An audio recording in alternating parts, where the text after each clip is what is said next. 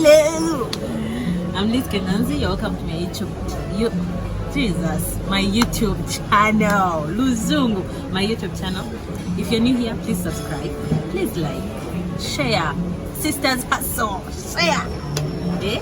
And if you don't like, please feel free to put a dislike and comment. Today I'm here with my young sister. This girl like surprises me each time. Whenever we start recording, she's like, I have a question. Anyway, so today is one of those random questions of hers. Kaka. Yes, and I have a question.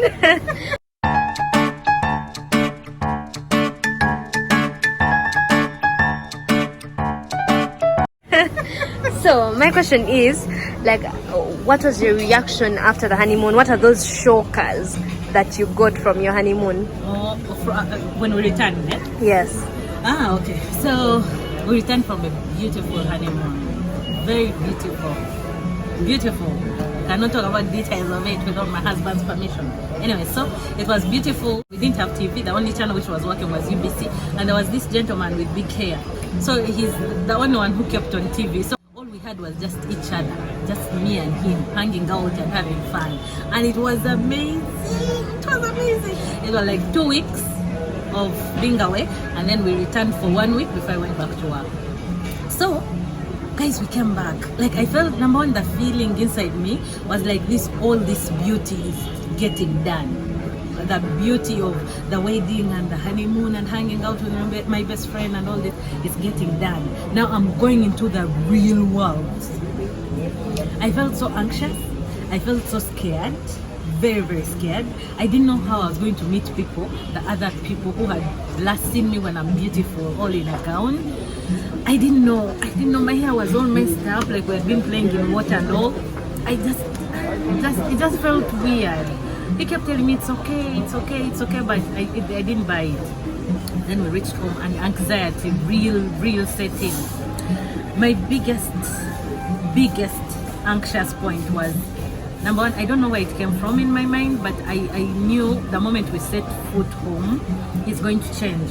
Like, he's going to become this monster who is going to start demanding this, demanding that, pushing me here, forcing me ABC. I reached home and kept like looking like this, you know, waiting for a slap, like with all honesty. I kept waiting for him like to beat me. Like, I've done something wrong. You're too quiet. You're too this. This is not done. That's what I kept expecting in my heart. He had never shown me that kind of character when we were dating, but I thought the moment he puts a ring on me, that is going to come out. I kept waiting for him to beat me.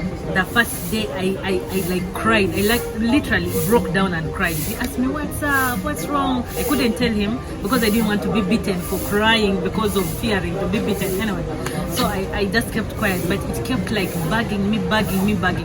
The next morning, guys, my biggest shock, he sat me down. He asked me, you seem anxious, what's up? I want you to tell me what is the problem, what is going on. He insisted. I married you. By the time we had dated for almost 4 years. I think I know who you are. Something is up. What is the problem? You didn't want to come back from honeymoon. I also didn't want to come back. But what is the problem? I told him, I think I'm going to do something wrong, blah, blah, blah, blah. Of course, he lectured me. He's like, please, give me a chance to prove you wrong.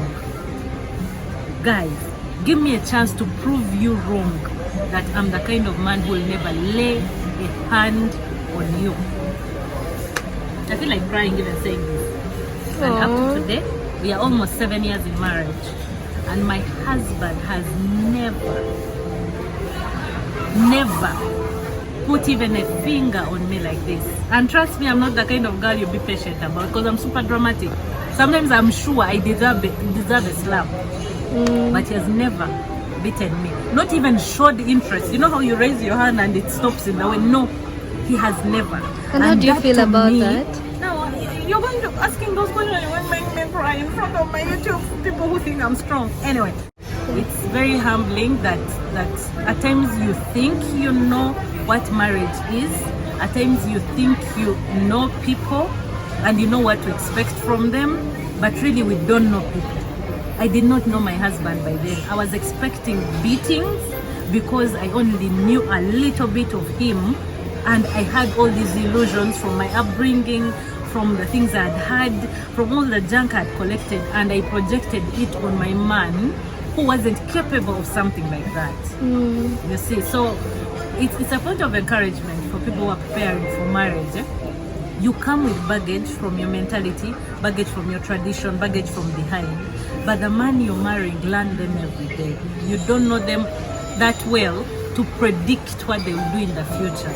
You see, so I almost freaked out and started acting funny. If he hadn't sat me down and reassured me, and up to today, when these fears come up, he reassures me. It's like, have I beaten you before? We've been together 4 years of dating and the 6 years we've been married. Have I beaten you before? No. What makes you think that I'm going to start today? You see, so this has helped me heal out of that level of damage, to think that a man is a man because he has to inflict pain on a woman, especially through physical abuse. So I thank God for that, and I thank God for my husband, who was raised so well by amazing people who respect what a woman is, and I think I am changed through that. Yeah, so that was my first shocker. Real. The second shocker, I remember so well. I had gone in with cram work. Guys, you know they give you like lots of senga sessions. Omukazi aimuka at 5. Like, you have to wake up at 4 in the morning. You cook breakfast, you cook lunch, you cook supper. Like, I was so eager. I reached the first night, like I slept literally like at 11 doing housework. Remember, everything was clean because we had just come back. Things were clean, the house was clean, etc. But I recleaned, I did this. You were dusting. I'm married. You were dusting wet plates. Dusting, doing everything. Like, so the next morning I wake up, of course, very early. That's the morning we had that episode. I woke up so early. So early, left him in bed. Told me come back. I'm like, no, Nant, no, I cannot stay in bed. Nant, I'm a wife, you know. So I hurried, I prepared breakfast and all these things, and it reached 5. I didn't have anything to do anymore. Like, I'd done everything. I couldn't go back to bed. I would be a lazy wife.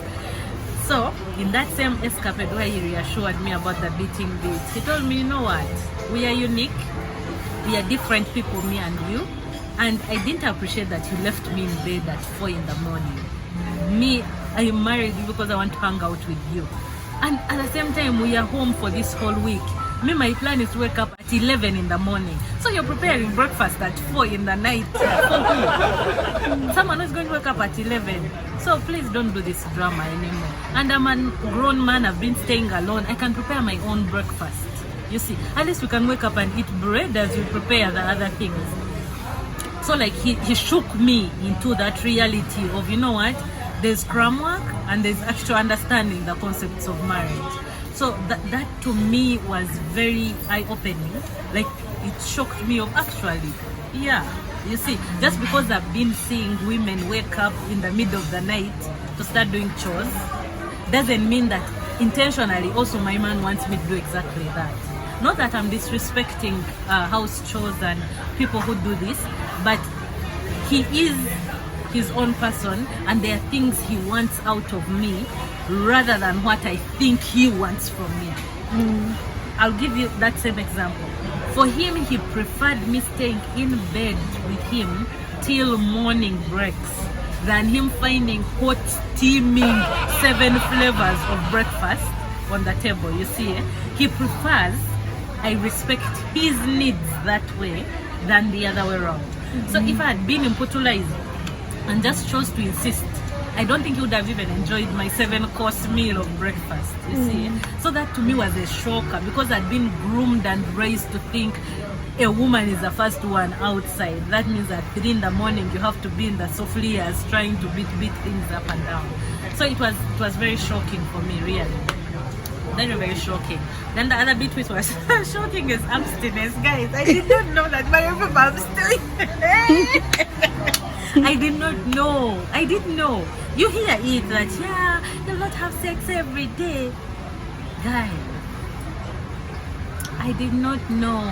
Me, I thought we were going to reach, is going to tear me apart. Like, it's going to be marathon every single minute of our life. So we reach. Guy, he's even asking, you know, for my view. Like, things things were shocking me. I'm like, what is this I've got myself into? At some point, I'm like, you know. So I realized that you cannot actually have sex for 24 hours non-stop. I realized that actually there are days when both of you will not want. There are days when one of you will want and the other won't want, and how you'll deal with that. There are days when actually you can't have it, like you're sick or you're in your peas or something. That was shocking. I think I thought like my peas would stop and I would just have sex for the rest of my life. Anyway, it was just shocking. That was shocking. Yeah, I think those were the main shocking things. Then my financial independence also shocked me. I thought like every penny I was going to make going forward, since now I'm Mrs. Visa, I was going to like Hand it become over. a slave to him financially.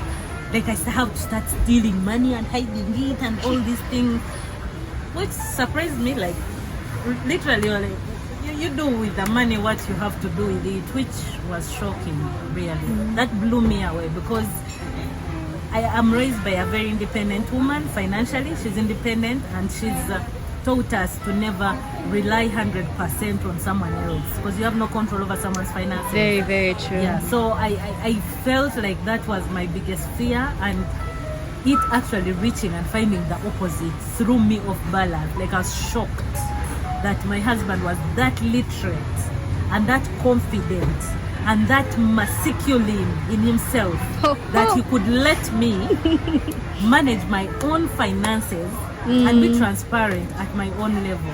Yeah. Up to date, he's never forced me to give him a penny. He's never, and anything I ask for, of course not anything, chocolates he restricts, but most things I ask for, as long as it's essential, he really is open and very supportive. I think that's a golden guy. Please. A man in God, ladies, a man rooted in the Lord will shock you. Do you want such shocks? Single ladies, Kaka, do you want such shocks? Who says I'm Trust single? the Lord. You're single and you look single, but trust in the Lord. A guy after God's own heart, a guy after God's own heart, a guy rooted in the Lord will shock you, but every shock will be a positive shock. Hallelujah. He will shake you into healing. He will shock you into more faith in the Lord. And those are things we are looking for. Guys, we've suffered enough. Please. We've suffered enough. We need to have a future that's worth living for Christ's sake. So I thank God. I just thank God. I just bless the Lord. And all I say is, God help me be a better wife that will make my husband so happy, because he deserves all the happiness there is in the world. And that's why I do what I do. To better myself, as I learn from others, as I teach young people like you, that we don't need to only look at the wallet size and the shape of the lips. Okay, it's good for someone to look good, but don't just look on things that fade away, things that are temporary, to judge who you give your heart to for the rest of your life. I'm glad it came in 2 packages. Yes, the wallet has the fancy, has everything. That's it. Yeah, so guys, subscribe, like and comment. You never know, your husband might be in that comment section.